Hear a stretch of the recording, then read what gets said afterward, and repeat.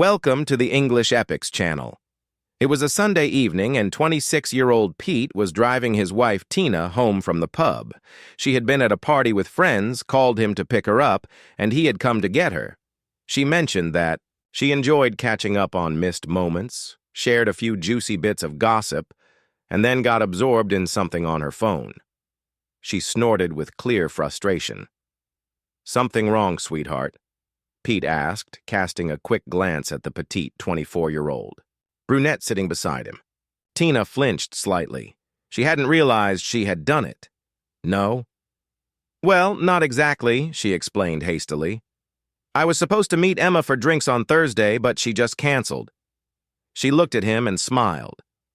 "Although you do just fine for that." Pete smiled back, but she had already returned to her phone. At first, he thought about addressing the matter, but then he remembered some advice his father had given him.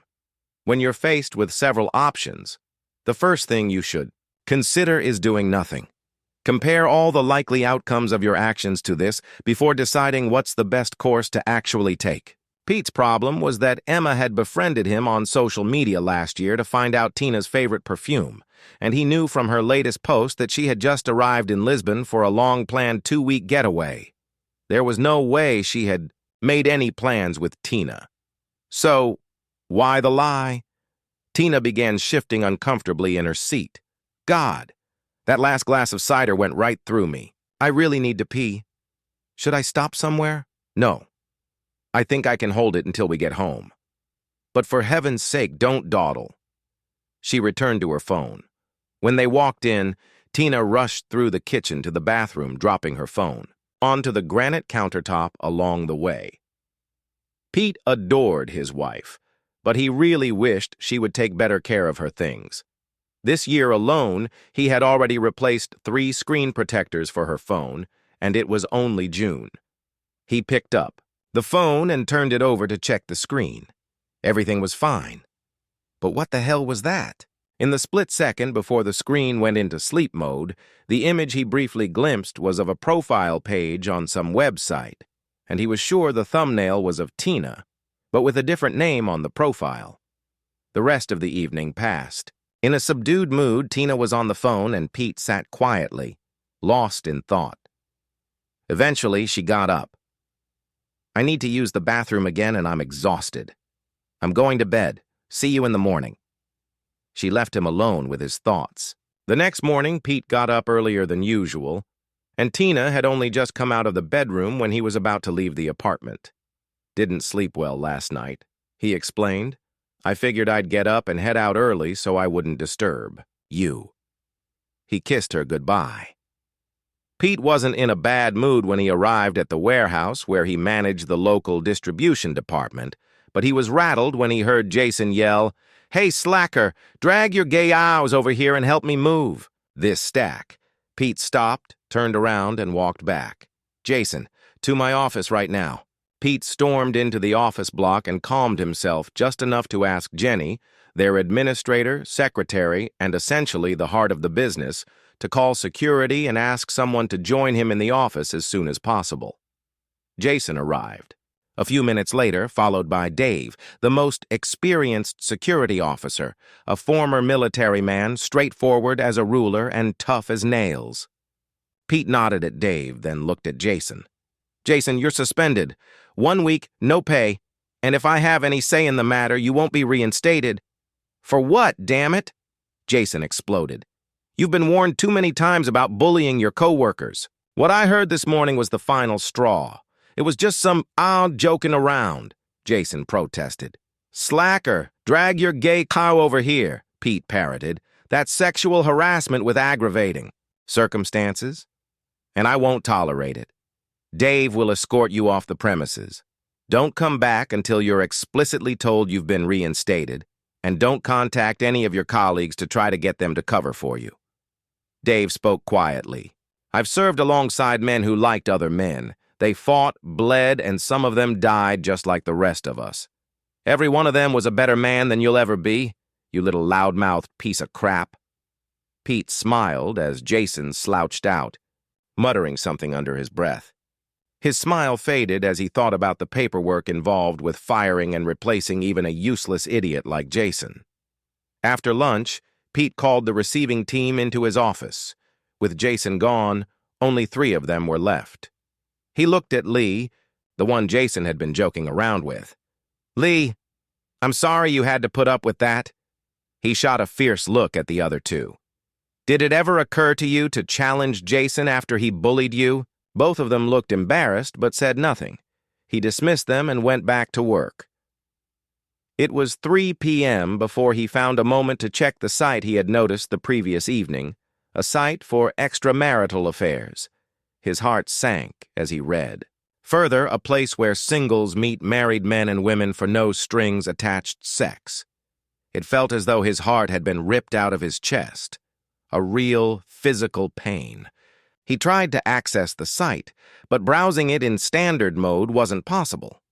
Users had to register with a photo and pay for membership via card.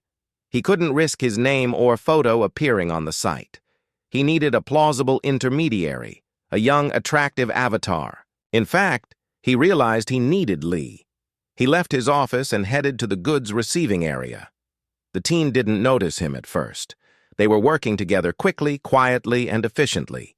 He realized that without Jason, they were getting twice as much done. "Good.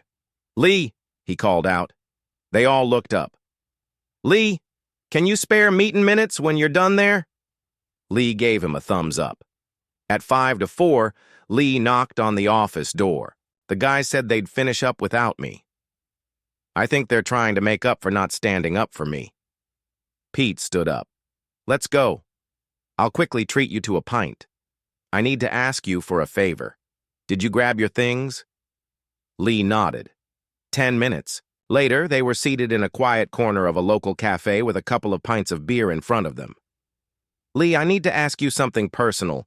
I'd like you to answer honestly, and when I'm done, you can tell me to go to hell, and I promise there won't be any consequences. All I ask is that whatever is said here tonight stays between us. First of all, you're not gay, are you?" Lee lowered his head. "No," he said quietly, his eyes filling with tears. "But I just don't know how to talk to women." "So," Pete suggested, "because you don't show up to work every morning bragging about imaginary conquests like the others do. Jason decided you must be gay." "Pretty much," Lee agreed. "I'm guessing you have a small family if you're this shy." Lee sighed. "The only child. My mom died young, and my dad drank himself to death. Now I live with my grandmother. She takes good care of me, but she never really taught me how to, properly communicate." Pete calculated how far he was willing to go. "Screw it. Lee, I think my wife might be cheating on me or, at the very least, preparing to." He explained about the website and showed the screen on his phone. "I can't register as myself, and there's no point in using a random guy's photo from the internet, just in case Tina asks for another picture, maybe in a suit or at the gym or something like that. I'm asking you, are you willing to register and see if my wife—" Pete paused and took a deep breath. "If my wife asks you to sleep with her?" Lee leaned back, stunned.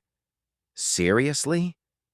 "I hope I'm wrong, but I think she might have been planning to meet someone on Thursday, and the meeting fell through. If we put your profile on the site this week, I think you could be the next person in her sights. But what if she actually wants to meet me? If that happens, all I'm asking is that you give her every chance to change her mind. If she decides to stay with you, to have sex with you, she's no longer my wife. Do whatever you like. She's an amazing lover. If she's willing to let you have her, then make the most of it. I give you my word. It won't matter to me anymore." Lee thought about it for a full 5 minutes. Pete sat quietly, not wanting to pressure the guy in any way. Eventually, Lee spoke. "So, will you help me create my profile on the site?" Pete nodded. "And I'll just register with my own photo and pay with my own card." "Yes," Pete agreed. "And I'll reimburse you in cash. Then, if your wife contacts me, you'll help me with the messages?" Exactly. And if she suggests meeting you, I'll even pay for some fancy clothes for your date. And after I ask her if she's willing to cheat on her husband, if she still offers to sleep with me, you won't hold it against me at work. I don't think I could do this if I were in your position. Lee, it hasn't happened yet, but we're saving up to buy a house where we'll raise our kids. If she sleeps with you, she'll never be the mother of my children. And I'll make sure she's out of my life. And what if she doesn't contact me? Then I'll help you become more confident in social interactions, introduce you to our friends, things like that. But I'm not going to help you pursue someone else's wife. That's a line I won't cross. And you shouldn't either. Lee looked thoughtful. But it's okay with your wife because if she decides to do this, it's over for you. He shook his head sadly. That must really suck, Pete. They finished their drinks and went their separate ways. Tina was making tea when Pete got home. Sorry I'm late, sweetheart. He apologized. I had to fire someone this morning and smooth a few ruffled feathers this afternoon. She shook her head. I can't complain. At your age, you're already doing so. Well, as a manager, our savings for the house are growing thanks to you, so don't apologize. She hugged him tightly, warmly pressing against him. After dinner, they cleared the table and cozied up on the couch, leaning into each other as they watched a movie. When it ended, they exchanged smiles and almost simultaneously said, "An early night." The first time was energetic, and the second was slow and sensual. Tina and Pete enjoyed their intimacy, forgetting everything else. Their feelings seemed genuine, and despite his doubts, Pete couldn't believe that his wife could be capable of betrayal. The next day, during his lunch break, Pete called Lee into his office. No one found it unusual, given recent events. Together, they completed Lee's profile application for the site. Pete used Lee's phone to take a suitable photo, carefully avoiding any signs that they were in Pete's office. They even ensured the geotags were disabled just in case. They gave Lee the name Alexander, shortened to Alex Hill. Alexander was his actual middle name, and Hill was the name on his bank card. He was 19, 6 feet tall and well-built, staying fit thanks to his physical job. He accurately described himself as well-read and polite. He also mentioned his awkwardness with women and expressed hope that in this more intimate setting, he might find women who would find his natural shyness endearing and help him overcome it. His ideal woman was between 20 and 26 years old, petite, with long dark hair and brown eyes. Large breasts weren't a requirement, and he preferred the girl next door look over someone with bee-stung lips and heavy makeup. In fact, he, or rather Pete, described Tina. He emphasized that he didn't own a car, so he would prefer local meetups, or the woman would need to be able to travel. He also made it clear that his living situation wasn't suitable for romantic encounters, so any meetings would likely be better held in hotels. Pleased with their efforts, Lee reviewed his profile and decided that he was a better prospect than many other guys at work. Perhaps all he needed was to believe in himself. Thank you, Lee. I appreciate this, Pete said to him. Now they had to wait. The site's rules only allowed married users to browse profiles in search of partners to reduce the risk of exposing themselves as cheaters. Of course, I just hope I don't get any matches, Lee replied. How long will you wait before you're sure? Your wife isn't planning to cheat? Before Pete could answer, Lee's phone buzzed. A notification from the site. A match with a woman named Little Miss Annie. His relief at seeing it wasn't Tina evaporated when he noticed the shocked expression on Pete's face. What's wrong? It's a message from Annie, not Tina. Lee, we used your middle name for your profile.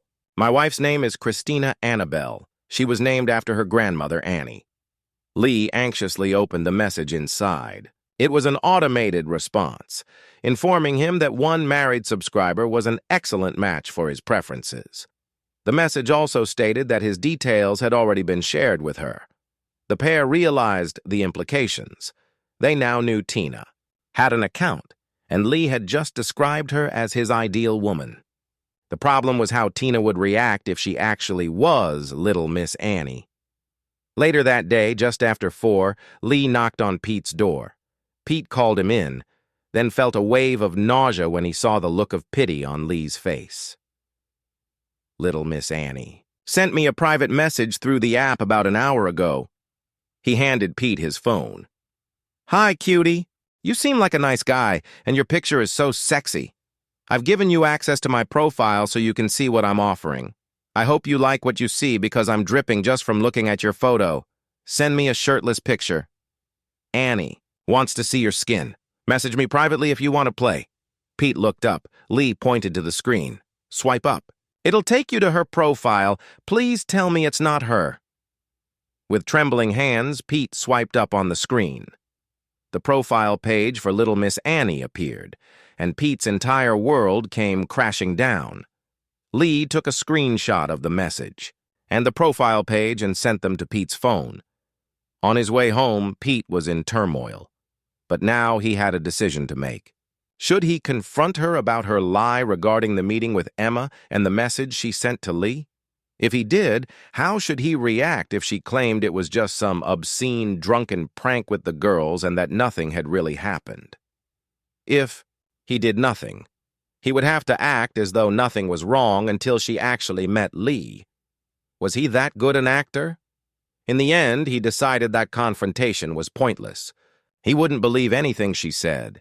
And even if she promised it was a stupid one-time mistake, how could he ever trust her again?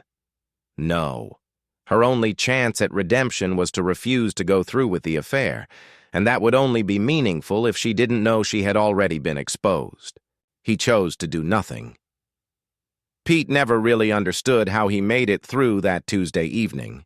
He came up with a story about Jason contesting his dismissal to explain why he might seem distracted. Tina didn't seem suspicious. If anything, she appeared distracted herself, spending a lot of time checking her phone at 10 minutes to 9, she announced. Oh, that's good. Pete, Emma can make it after all on Thursday evening. Do you mind if I meet up with her? Damn, Pete thought Lee was supposed to send Annie the topless photo around 8 go. He was also supposed to ask if she was free for a date on Thursday after work. If she declined, he would inform Pete. In fact, 20 minutes later, Lee sent a message, saying that his offer had been accepted with great enthusiasm. Pete sat and watched as his loving wife claimed she had sent a message to Emma confirming their Thursday meeting. But in reality, it was a message arranging a meeting with a stranger for sex, and she did this while he was sitting in the same room. Her bold behavior and complete lack of guilt left him bewildered. Did she truly believe she could live her whole life like this, with him never finding out? Or did she simply not care? The next day was an absolute nightmare. Lee showed Pete the photo he had sent and the enthusiastic and explicit response from Annie. Reading her message, it was clear she fully intended to blow Alex's mind on Thursday night and then return to her husband without a care in the world. By Wednesday, Annie had booked room 154 at a local hotel. She gave Alex clear instructions on how to get there and what to say at the front desk. This clearly wasn't her first rodeo. Now it was time to act. By doing nothing, Pete had learned almost everything he needed to know about his wife. If she rejected Lee, Pete would allow her the chance to explain herself. Otherwise, it would be the end. After lunch, Pete sought out the warehouse manager. He explained that he had discovered his wife was having affairs and that he intended to divorce her. To be fair, he used the phrase ditch the witch, but his boss got the idea and assured him that the business would give him some breathing room while he sorted out his life.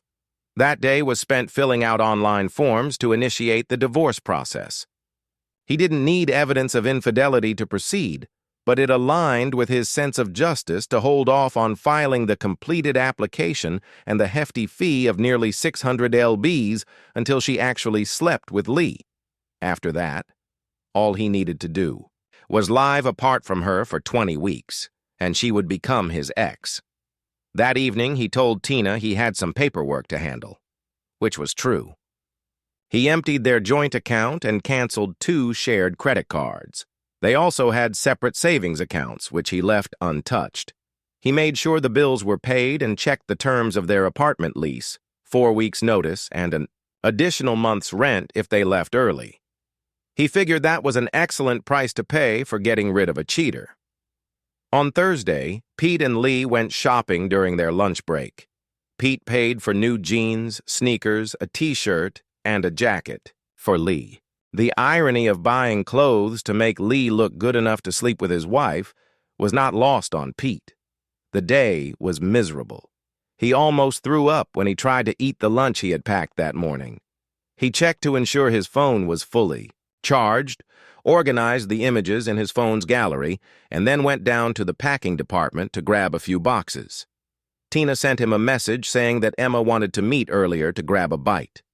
Pete could only imagine what Tina was eagerly anticipating for her evening plans. He replied that he was still trying to sort things out with Jason, so he'd be home late. It nearly killed him to end the message with, "Have a good time." Pete tracked down Lee. "This is a complete mess, but I'm going to say it anyway. My wife is apparently a full-blown adulteress. I have no idea how many men she's been with since we got married. I don't want to know. She's nothing to me now. You've done everything I asked of you, so if you want to use that unfaithful cow for a little evening sex education, go for it." Lee looked at his boss. "If I thought you still cared about her, honestly, I'd back out. But..." He paused to consider. It feels like karma that the fake persona we created is what gives you the final proof that she's been messing around behind your back. One more thing, Pete. The guys here are still muttering about my shyness. I'm planning to go tonight and ask her if I can take pictures of us, in bed, to show the guys at work. You said they brag about hookups that never happened. I'll show you the pictures first, but I want those jerks to shut up." Pete just shrugged. He didn't care anymore. They spent a few more minutes planning, then returned to work. That evening, at 5:45, Pete parked his company pickup truck on a side street near his apartment. He pulled on an old hoodie he kept at work and went to stand at a bus stop where he had a clear view of the front door. Just after 6, a taxi pulled up and Tina got in. Pete turned his back, pretending to check the bus schedule. As the car drove past him, he retrieved his pickup truck and parked it near his house, then went inside. The apartment felt lifeless, like an abandoned film set. It looked like an uninhabited home. First, Pete checked that the battery in his digital camera was fully charged. Then he went through each room, photographing its contents. Everything: furniture, books, paintings, and decorations. Next, he took his clothes out of the closet and drawers. Everyday items went into his suitcase. Anything connected to Tina, like his wedding suit or the silly Christmas sweater she had bought him, he tossed onto the bed. Then he got to work dividing their belongings. Items that had been gifted to him were placed on the kitchen table, except for gifts from Tina, which went on the bed. His books were stacked on the table unless they had been her gifts. Within an hour, he had divided the property of 2 people who had once promised to grow old together. 3 damn years, he thought, as he pulled the last of his belongings from the bathroom cabinet. She barely made it 3 damn years. He noticed a missed message from Lee on his phone. "I'm so sorry, Pete. I've only got a minute while she's in the bathroom. I tried, but she just laughed and said, 'What hubby doesn't know won't hurt him.'" "It's not your fault." "Thanks for trying," Pete replied. His heart broke and he barely remembered the next 10 minutes. Eventually, the tears stopped and he returned to work. Everyday items were packed into one box while essentials went into another. Initially, he wondered where he would store all his things. But as he looked at the 2 boxes and 2 suitcases, all that remained of his marriage, he realized most of it would fit under the single bed in his father's bungalow.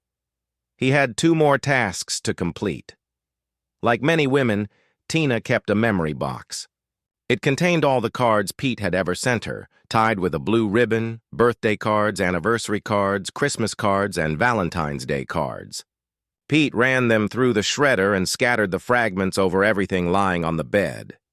He did the same with the cards she had sent him. then tore up the cards she had saved from family and friends inviting them to their wedding. He left the nearly empty box on her nightstand. The final task was their wedding photo, which hung on the living room wall. He carefully placed it on the kitchen counter, then pressed a sharp screwdriver against the glass and struck it hard with a hammer. Cracks radiated outward. Perfect. He loaded up the pickup truck and drove off, dropping his key into the mailbox. By 9 o'clock, he was at his father's bungalow, unpacking his belongings. He shared a softened version of Tina's infidelity with his father and promised to tell him the full story in time. "I'm expecting a lot of drama tonight," he told his father, "and I'm not going to ask you to lie for me, so I won't stay here. And I won't tell you where I'll be staying. That way no one can intimidate you or accuse you of being involved. Don't let them use your phone to contact me, and don't agree to pass along messages. If Tina or her parents try to drag you into this, just tell them I'll gladly block your number to protect you." "Are you sure you're doing the right thing, son?" his father asked. "I'm sure," Pete replied. "I followed your advice and let the situation unfold until it became clear what I needed to do. If I'd reacted too early, I would never have known what she's capable of." Father and son embraced, and Pete left. At about 10 minutes to 10, Pete was sitting in a small bed and breakfast room he had booked earlier that morning when he received another message from Lee. "I'm watching from the hotel window. She's getting into her taxi now. Going straight home. Like a good girl," she said. "Damn it, I'm so sorry." "Don't be." "At least now I know," Pete replied. He opened his completed divorce application, added his electronic signature, and entered his credit card details to pay the fee. Pete took a deep breath and hit Submit Application. He logged into social media and changed his relationship status to divorced. Then, on his homepage, in response to the "What's on your mind?" prompt, he wrote, "My ex-wife thinks this is okay." He attached a screenshot of her profile and updated his feeling status to broken. Tina wouldn't notice this immediately since she didn't have an account on that social network. She relied on another one. He was almost certain that one of her friends would eventually tell her that she had been exposed. He checked the time. 10 o'clock. He called Tina's father. "Hey, Pete! Why are you calling so late? Is everything okay?" "Listen, Eddie, there's no time to explain. Tina is on her way home and will be there in about 10 minutes or so. I think she's going to be upset and will need someone there. You and Janet should go now and call me when you get there. Then we can talk." "What's going on, Pete?" "Eddie, just do it." Pete hung up. He leaned back in his chair and thought about the pain he was about to bring upon Tina's parents. Eddie had been eagerly looking forward to becoming a grandfather, and he would have made one hell of a grandfather. "Just not to my kids," Pete thought sadly. Janet was a kind woman who had tried to fill the void left after Pete's mother passed away when he was a teenager. 7 minutes later, Pete's phone rang. "All right. We're at your front door." "What the hell is going on?" Eddie was starting to sound as angry as he was scared. "Call me when Tina gets there and I'll explain everything. But don't worry about her. She's not hurt or anything like that. It's just so damn complicated, but you need to be there for her." Pete hung up again. It wasn't long before Pete's phone rang once more. "All right, Pete, Tina is paying the taxi now. So, for the last time, what the hell are you playing at?" Pete's mouth went dry. He couldn't speak. "I'm sorry, Eddie. Though I don't even know why I'm apologizing. Ask Tina where she was." "Pete, what's going on? Just damn it, ask her, Eddie. Just ask her where she was." Pete could hear Eddie asking Tina where she had been. "Pete? Tina says you know where she was. She said she told you. She was out with Emma." "Eddie, Emma is in Portugal. She's been there for a week and won't be back for another week. So ask Tina again." "Where was she?" Now Eddie was getting angry. Someone was lying to him, and he was far from happy about it. He came back on the line. "Tina says she was actually out with some co-workers from the office, but she didn't want to tell you because there were some guys with them, and she didn't want to make you jealous. She guarantees that nothing happened. She regrets lying." "How?" Many people were there, Eddie? Another pause. She says there were about a dozen of them, but they were all together at the pub. I know it sounds bad, but she swears nothing happened. Is that it, Pete? She was stupid. She knows she shouldn't have lied. What else? I'm so sorry, Eddie. Ask her if room 154 at the Travelodge can really fit 12 people. There was a long pause and worried voices. Go inside, Pete told him, and call me back after you. Open my next message. Pete opened his phone's photo gallery and sent Annie's profile screenshot to Eddie's phone. 2 minutes later, Eddie called back. Pete could hear Tina sobbing in the background. What am I looking at, Pete? He could hear Janet pleading for it to be a mistake. Eddie, Tina needs to tell you the truth. It's unfair that I'm the one laying this on you. Tell her I can keep sending you pictures all night until she stops lying. She's not saying anything, she just won't stop crying. Pete sent a screenshot of the message Annie had sent to Alex, then returned to the call. Eddie, Tina created this profile a few months ago. I only recently found out she's been posing as Little, Miss Annie, on an infidelity site to meet men for sex. This is a message she sent to her latest hookup. She sent it while I was in the same room. She pretended it was for Emma. She sent that message, looked me in the eye, and smiled. That's how much she respects me. That's where she was tonight, and everything she's told you so far has been a lie. Tell me, Eddie, if you were in my shoes, could you forgive her? Build a family with her. Go to work each day, not knowing who she'll be sleeping with while you're gone. So, I'm sorry, but I needed you there to show her this. I can move on, but she'll still be your daughter. You'll have to come to terms with that because soon she'll be a single woman and no longer my problem. Put me on speakerphone, please. Janet, take Tina to the kitchen and show her the picture. Ask her if she knows what it means. Pete waited, imagining the scene unfolding in his house. He heard crying, followed by Tina's mother's voice.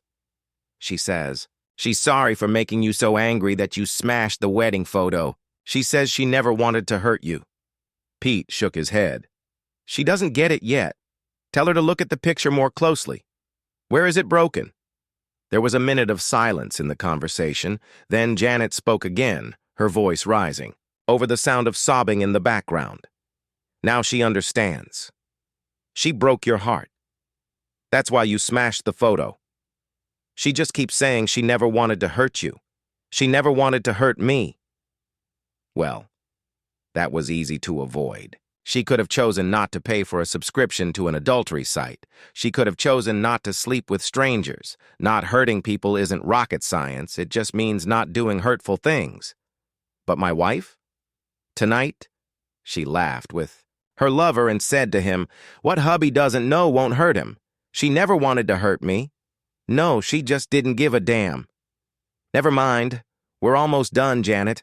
I'm so sorry, but there are just 2 more things to do. Take her to the bedroom and ask if she understands what the things on our bed mean.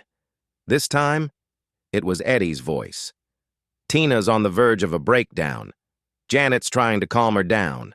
Tina says everything on the bed is special. You both. You left and took everything that reminds you of her. We don't understand what the shredded paper is about. It's okay, Eddie. Show her the box. Ask her what used to be inside. Pete heard Eddie relay the message and then a cry of anguish as Tina finally realized how deeply she had hurt him. "What the hell did you do?" Eddie asked, stunned. "I've never seen anyone in this state before."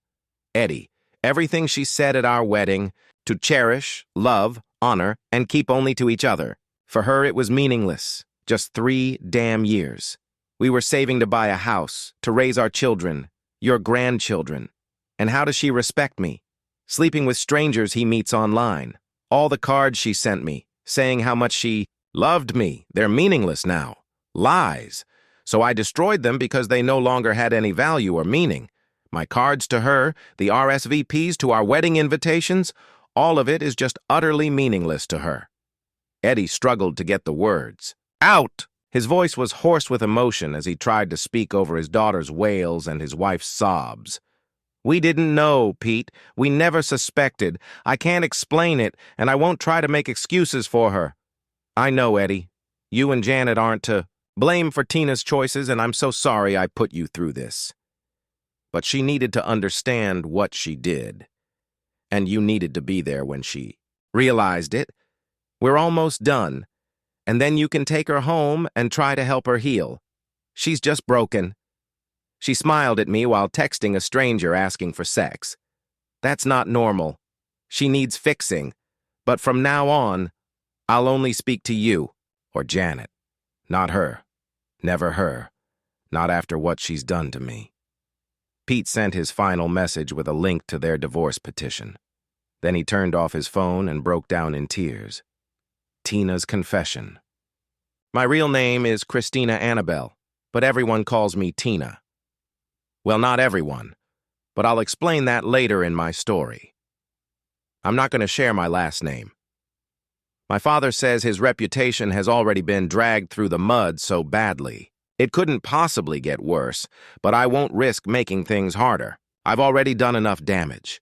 I'm fairly attractive, 157 centimeters tall, slim, with a nice C-cup bust, short dark hair, and brown eyes. I'm 25 years old and recently divorced. I've been in therapy since July, and my therapist recently suggested that honestly recounting my story might help me come to terms with the consequences of my actions. It started around this time last year when my co-worker Sophia asked me for a favor. My initial response was rather reserved. It's not like we were particularly close. Regardless, she said that she and her partner John were in a bad place and she had decided to start seeing other men. She wanted a friend to provide her with an alibi for her dates. That was my first missed opportunity.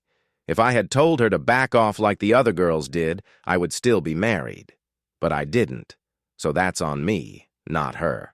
Though I still absolutely hate that witch for coming to me in the first place. So in the absence of a direct refusal, she kept pestering me, saying all she needed me to do was agree if John ever asked whether she and I were meeting up. I didn't know her partner, and Sophia claimed he was acting like a jerk and deserved it, so I said, okay, why? Why did I agree to lie to someone to help her cheat on her partner? I have no idea. Even if she had been my best friend, I should have said no. I thought I'd been raised better than that, so I failed, as a daughter and as a wife. Sophia kept me updated on her flings, and despite my doubts, I was intrigued. How did she find these men without going to clubs? John would have noticed if she had. So I asked her. By now, I've lost count of how many times I screwed up. What an absolute fool I turned out to be. So, excited that I'd shown interest, she pulled out her phone and logged into this website. She explained how people in relationships could register to find singles for no-strings-attached sex. Then she smirked and said, unless you actually want to use the site. I felt disgusted, partly because such a site even existed, and partly because someone I knew would even consider using it. But then, a couple of times a week, she'd show me the guys who matched her profile. Some of them were genuinely attractive. I asked her if she wasn't worried that John might somehow find out. No, she said. People in relationships have private profiles, and they only reveal them to singles if they want to pursue a match. So if a single guy says he's looking for a tall, blue-eyed blonde in her 30s within 30 miles, I'll get a notification. I can check his profile and, if I'm interested, send him a message. Even if someone from John's family or friends was on the site and matched with me, I could just ignore them, and they'd never know I was there. By mid-March, Sophia had slept with 6 different men and bragged about each one to me. She never mentioned it to anyone else at the office, though I think a couple of the older women suspected something. One even pulled me aside and suggested I distance myself from Sophia, but I ignored it. Smart, right? By mid-April, I started to get curious about the type of responses I might receive if I registered. It wasn't that I was unhappy with Pete, my husband. I was just curious. And reading what I just wrote, I realize I've not only made it painfully clear what a self-absorbed witch I was, but it seems I still am. Damn it. I started this story by writing about what happened in February last year, and Now I've made it to April, and this is the first mention of my poor husband. What? Crap. I'm going to have to stop now. I can't even see the keyboard well enough to continue. It's okay. I've pulled myself together now. It's just that I keep breaking down in tears whenever I think about Pete, our plans, and what I did to him. Pete was my husband. Tall, strong, smart, hard-working, far more handsome than he ever gave himself credit for, and an amazing lover. That's what's so damn insane. If he had been lousy in bed, maybe, just maybe, I'd have some excuse. It would have been a terrible excuse, but I don't even have that. He's 27 now. This year, I didn't send him a birthday card, partly because I no longer know where he lives, though I could have sent it to his dad's house, but mainly because I know he would have torn it to shreds and probably sent the pieces back to me just to make his point. I deserve that. Anyway, what would I even have written on it? Love, Tina. So, you've probably guessed it by now. By mid-April, I had registered, paid, for a subscription, and created a profile, Little Miss Annie, after Annabelle, my middle name. Mom wasn't pleased when she eventually found out about everything. I remember her exact words, "You little tramp, how dare you use the name I gave you in memory of my mother to find sex buddies." Until that moment, I had never heard her swear in, my entire life, and she cursed at me twice in one sentence. Apparently, I'm no longer the golden child. It's equally apparent that I never really was. Of course, I only registered to see what matches I'd get, or at least that's what I tried to convince myself of. As my dad later pointed out in detail, most people don't pay a £30 subscription fee out of idle curiosity. He's right, of course. I can't pinpoint exactly when it happened, but by that time, I think I'd already decided to sleep with a stranger just to see what it was like. Was I being sensible? Or what? Inevitably, within a few days, I received a notification from the site. A single man in his 30s had listed preferences that matched my profile. I was horrified and thrilled at the same time. Until that moment, it had all been a game. Nothing had happened. It was just a silly joke. I wasn't taking infidelity seriously. I loved my husband, and we were saving up for the perfect house to raise our perfect children. But it wouldn't hurt to take a look at this guy's profile, would it? His profile picture showed a decent-looking man. Not as handsome as Pete, but older and more mature. He wrote that his name was Eric. He worked in some kind of consulting role in the area. And he didn't have the time or desire to meet women in pubs or clubs. He mentioned that if there were any attractive married women willing to meet him at his hotel for straightforward, no-strings-attached sex, no expectations or drama, they should let him know. Up to that point, I could have stepped back, deleted my account, and counted my blessings. Instead, I sent Eric a message and shared my profile. Why? I'll explain later. He must have liked what he saw because he sent a reply the same day. Wow. Annie, you're an absolute delight. I'd love to see you naked. Any evening this week after 6. Your choice. If you don't want us to be seen, I'll arrange to have food and drinks delivered to the room. It's ridiculous now, thinking about it. Pete loved me, respected me, and indulged my every whim. Yet there I was, sitting in a toilet stall at work, wiping a wet spot on my panties because a guy I had never met wanted me. It was probably around this time that I mentally separated Tina from Annie. Tina was the devoted and respectable working wife. Annie was the free-spirited wild child, or, as I prefer to think of her now, an adulteress. Don't get me wrong, I'm not claiming to have some kind of dissociative identity disorder as an excuse. Pete explained to me once that, as a manager, he adopted a tough persona at work to treat employees as subordinates, not as friends. At home, he was just Pete. I took on the persona of Annie to sleep with Eric, and I did it. I slept with him. At home, I was just Tina, at least, at first. What was sex with Eric like? Mechanically, it was fine. We had some drinks, undressed, and kissed. He explored my body, and I reciprocated, taking him in my mouth before we moved to the next level. Afterward, We shared another drink while he showered me with compliments. I went to the bathroom, and when I returned, I took the lead again, bringing him back to readiness. This time, our connection was more intense, and I reached my peak before we finished. Then, I got dressed and left. He didn't have any particularly remarkable physical traits, nor was he as skilled or attentive as Pete. But he wasn't Pete. That was the point. It felt forbidden, wrong, and that was what excited me the most. The next two men were similar experiences. They brought me to my peak, but that was all. I can't even remember their names. One might have been Craig or maybe Gary. It was still thrilling in a way, but it lacked the novelty of the first encounter. So, for the next time, the fourth one, I tried to add a little more excitement. Yes, he was the second to last. I was with only 5 men in total, including Alex. I just showed the draft to my therapist. "Why did you say only?" she asked me. "Are you suggesting that you're somehow less unfaithful than someone who's reached double digits? Did you fall short of your target number? Maybe 100. If you hadn't been caught, were you planning to stop at just a 5? I'll start again, this time without sugarcoating my betrayal with the word only. Yes, he was the second to last. I had already done it with 5 men, including Alex, before Pete caught me. I wasn't even thinking of stopping. I suppose if Pete had challenged my lie about meeting Emma, I might have reconsidered. But probably not. I think I would have just been more careful. I was addicted to the thrill of feeding Annie's hunger for excitement, but I had to keep raising the stakes to maintain that high. Pete never knew about the first 3 because I made all the arrangements, while he was at work or when I was at my job. With number 4, it was different. I used Pete as a prop. That's right.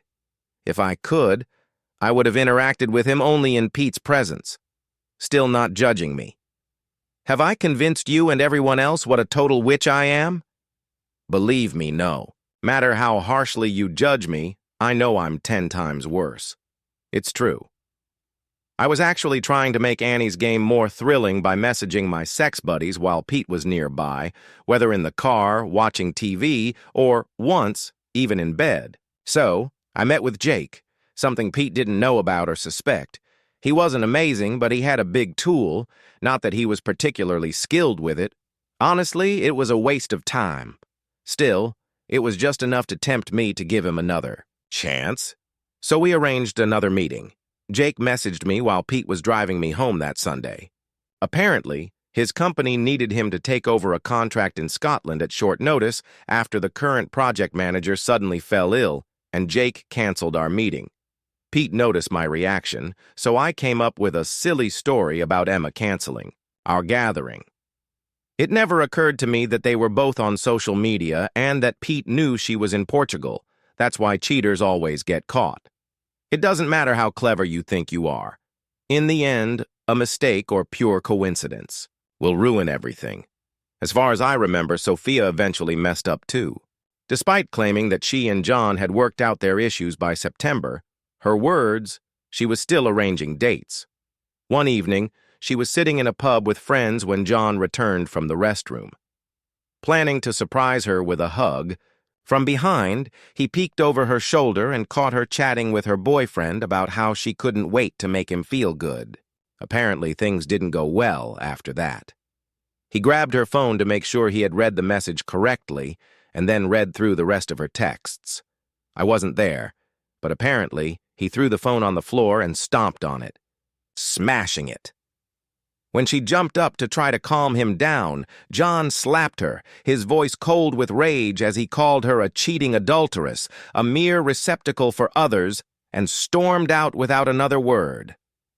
Looking back, I think that proved Pete loved me more than John loved Sophia. Pete made sure I understood how devastated I had made him feel, and ensured that Mom and Dad were there to help me after I had learned my lesson. If he had just walked away, I would have lied to them. And they deserved better than my lies. Now I can't thank him enough for that. Not that I felt that way at the time. Sophia, she just shrugged it off. She learned nothing. I still absolutely hate her. That Sunday evening, I was a bit tipsy and didn't even notice that Pete was quieter than usual. It's obvious now that he was wondering why I had lied about the canceled party. The next morning, he got up early as well, but I was so damn self-absorbed that I didn't think anything of it. Although Monday evening was lovely, he'd had a terrible day at work. Though at the time, I didn't realize it was mostly because of his cheating wife. After dinner, we got cozy on the couch and watched a movie together, then went to bed and made love. He was so tender and loving. Oh, God, I miss him so much. Sorry, I had to take a walk. The neighbors don't even comment anymore when they see me walking to the park with tears streaming down my face. Tuesday marked the beginning of the great unraveling. I'll explain later how I know a bit about this side of the story. Anyway, I received a notification that a new member's preferences perfectly matched mine. His profile picture showed a sexy young guy, and his bio implied he was a virgin looking for a married woman to show him the ropes. I wasn't about to wait until I got home to reply, so I messaged him almost immediately to say I was very, very interested. I told him I wanted to see his body and gave him access to my profile page. Pete was very quiet all Tuesday evening, but I didn't pay much attention. I just assumed the jerk he'd fired was causing problems. A normal wife might have asked, on the other hand, was eagerly waiting for some random guy to send me a topless photo. Around 8 p.m., Alex sent me a message. It was so hot. This ripped 19-year-old virgin wanted to meet me on Thursday. I read his message, imagining running my hands over his perfect abs while my husband was sitting right there. I swear, I'd never felt wetter without anything inside me. That was then. Now I look back at that moment as the greatest act of betrayal, worse even than actually sleeping with Alex. I feel nauseous just reading that last passage. I sent Alex my enthusiastic reply, detailing what his introduction to sex would look like. Now I know Pete saw that message, and I understand why he left me the way he did. Even now, my hands shake as I try to imagine what he must have felt reading the message I sent while sitting right next to him. What happened next? I looked at Pete, smiled, and told him that Emma's plans had changed and our meeting on Thursday was back on. I was so excited that I only realized later that shortly after that, Pete received a message and went to bed early. Apparently, I didn't even bother to pretend to care why. I barely saw Pete on Wednesday evening. He must have been changing all our banking arrangements then. I sat watching TV, probably deciding which outfit would be best for my first virgin sex buddy. Then Thursday came. I was so damn excited that I messaged Alex to ask how early he could meet me. Then I sent Pete a message saying that Emma and I had decided to meet early for tea. Of course, he was looking at her Facebook page where she was visiting Pana Palace, hundreds of miles away. Only God knows what he thought when he read my message, and I can't even begin to imagine how much it must have hurt him to add "have a great time" to his reply. I'm not going to go into detail about my date with Alex. He was the sweetest and best lover out of the 5. He was also bigger than the first 4. At the time, I thought it was cute that he cared about my husband. Even now, I know that, as much as he wanted to sleep with me, he genuinely wanted me to leave. But I didn't. I laughed and said, "What hubby doesn't know won't hurt him." That was true, except hubby did know, and it hurt him. A lot. I left around 10 p.m. with some stupid comment about going home, like a good girl. I was surprised to find Mom and Dad waiting outside when I got back to the apartment. Damn, is Pete okay? That was all I could think about. If something had happened to him while I was fooling around, I'd never forgive myself. The truth was, he was hurting, but it was because I was fooling around. Anyway, Dad met me and asked where I'd been. I gave him the story I prepared about spending the evening with Emma. I was surprised when he repeated it over the phone. Then he said Pete knew Emma was out of town, so where had I really been? I came up with an excuse about a corporate party, with about 12 people at a pub. Dad seemed confused but asked if room 154 could accommodate a dozen people, and that's when I realized Pete knew everything. I felt like I had been punched in the stomach. My head was spinning, And the next thing I remember was crouching on the street vomiting while my parents tried to figure out what the hell had just happened. Dad unlocked the apartment door with his spare key. Mom, still confused, stood holding me while Dad looked at his phone. "What the hell am I looking at?" he said. I was too scared to think. Mom kept asking, "Eddie, what's going on?" But Dad didn't answer. I think he understood but couldn't accept it, and couldn't bring himself to tell Mom what he was thinking. He made a call and held the phone to his ear. "Pete, what am I looking at?" He listened, staring at me, his confusion turning into disbelief and disappointment that his little girl had betrayed her husband. Dad put the phone on speaker while Mom kept asking him, begging him to explain what was happening. We heard Pete's voice. "Janet, take Tina to the kitchen, show her the photo, ask her if she understands what it means." Mom guided me to the kitchen, though I could barely move my feet. There was our wedding photo, the one that had hung on the wall of our living room. It was lying on the dining table, the glass shattered. I told Mom I knew I'd made Pete angry enough to break the photo, but I never wanted to hurt him. He told Mom to make me look at it again. Then I understood. All the cracks radiated from one point, his chest. My husband had shown me, through our wedding photo, how his heart had been broken. What could I offer? What excuse did I have? All I could say was I didn't mean to hurt him, tell him I never meant to hurt him. But now it was obvious that Pete knew about the site, about little Miss Annie. He even knew about the phrase, "What hubby doesn't know won't hurt him." I heard his voice when he told Mom, "She never meant to hurt me. No, she just didn't care." That wasn't true. I really did care about him, at least. That's what I convinced myself. I just never believed he would ever find out. "I was such a fool," Pete told Mom to take me to the bedroom, saying we were almost done. Both Mom and Dad had to help me. My legs could barely support me. Then I saw our bed, the bed where we had made love just a couple of nights ago. It took me a moment to understand, and then my world fell apart. There was everything that had ever meant anything to us as a couple. Not torn or damaged in any way. That would have been an act of anger. No. It was just everything special between us. Left there, abandoned. Just as I had abandoned him for meaningless sex with strangers.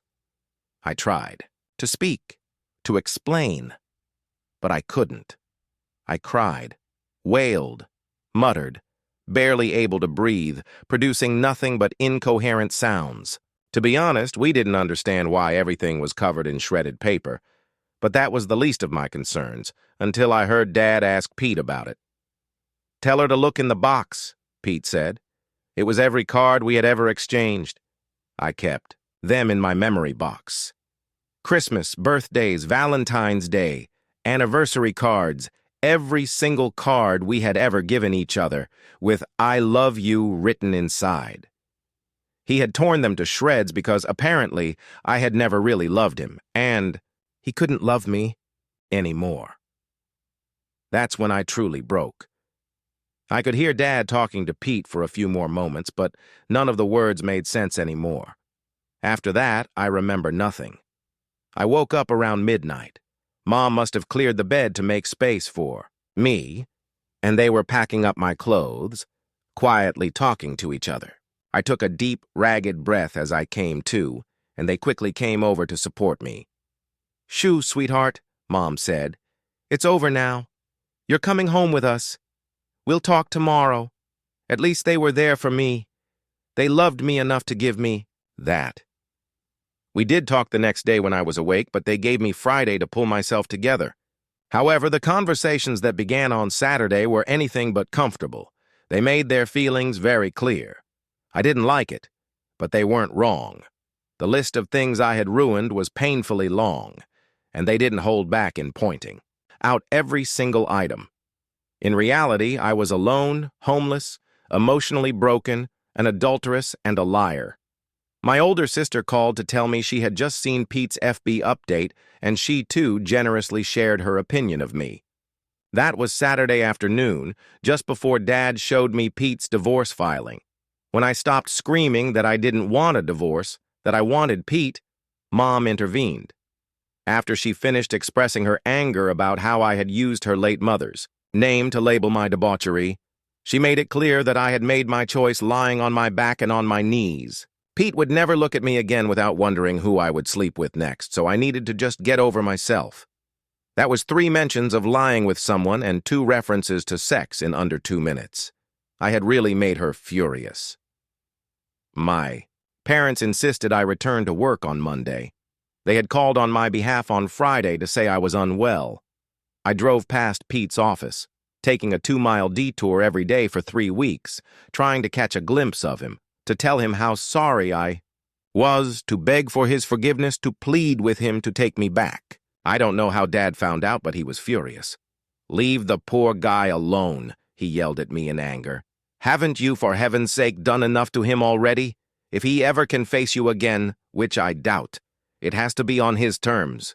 You lost. That right the moment you spread your legs for some random guy."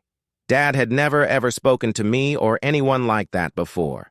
The reality, the finality of the consequences of my actions hit me. My marriage was over. How could it be otherwise?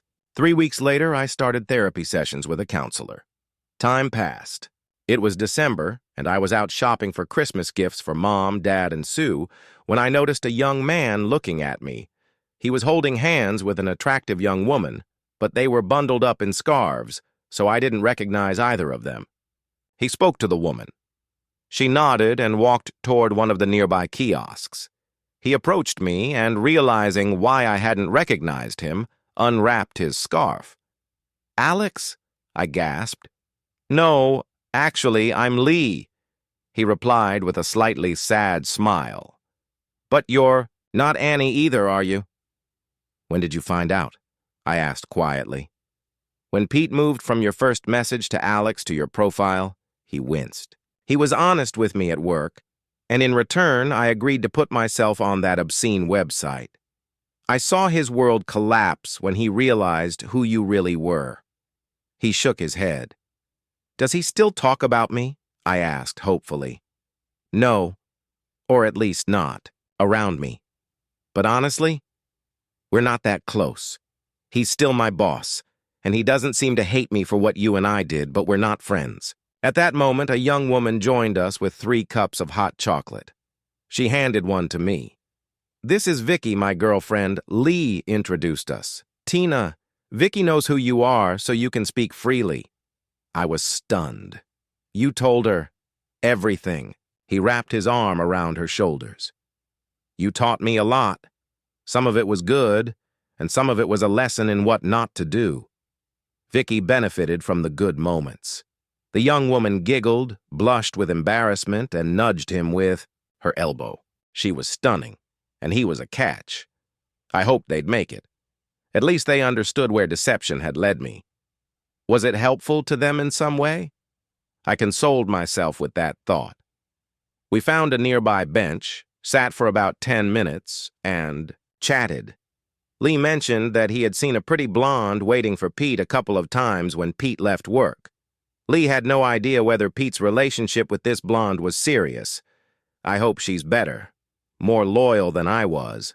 Vicky sat in stunned silence as I explained how my spiral of deceit began.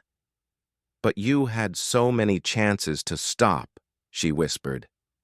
"Why did you risk everything for meaningless sex?" I thought for a moment. The cliched answer is that I wanted to see what it was like, and I didn't believe I'd get caught. I paused to gauge their reactions. I'd give up a limb to undo the stupid things I've done. I lost everything that mattered to him because of a handful of meaningless flings. We finished our drinks and said our goodbyes. They walked away, and I returned to my shopping. So, for those of you who need closure, here's the final summary. Pete is dating someone. I hope she's sweet. Lee is now a confident young man with a wonderful girlfriend. Vicky has a kind, experienced lover. My older sister thinks I'm a foolish little cheater. My dad is trying to come to terms with the fact that his little girl acted like an adulteress. My mom is still hurt by how disrespectfully I treated the memory of her mother and me. I'm trying to rebuild my relationship with my family. I've learned that the cheater's response to the question, "Why did you do it?" is wrong. The usual answer is, "Because I can." But you can't, not forever. Karma is a witch, just like me. So I'm officially divorced and trying to build a new life. There's a new guy at work. One of the girls says she thinks he's planning to ask me out. If it's because he thinks I'm easy, I won't go. If it's just because he wants to get to know me, well, better, then I will. And if he asks me on a second date, I'll tell him the truth. I was selfish and stupid, and I want to be better than I was. Because I don't want to. I can't ever again be responsible for causing so much pain to so many people. Never again. I won't lead him on without telling him who and what I was. I just hope that one day I can convince someone that I'm better now. And what about Annie? I threw everything I wore when I was unfaithful into the trash container. Shoes, clothes, underwear, everything else. I threw the phone I used to betray, my husband on top.